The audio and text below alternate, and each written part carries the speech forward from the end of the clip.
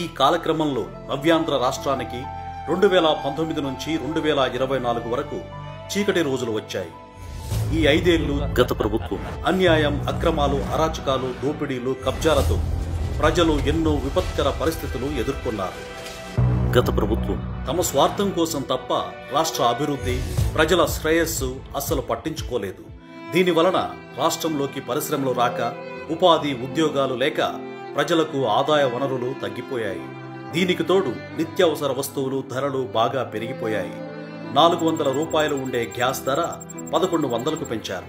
అసలే ఆదాయం లేక అవస్థలు పడుతున్న ప్రజలు పెరిగిన గ్యాస్ ధరలతో చాలా ఇబ్బందులు పడ్డారు. ఇంటికి నిత్యావసరమైన గ్యాస్ సిలిండర్ కొనుక్కోవడానికి మహిళలు చాలా ఇబ్బంది పడ్డారు. ఈ విషయం చంద్రబాబు నాయుడు గారి దృష్టికి రాగానే చాలా కలత చెందారు.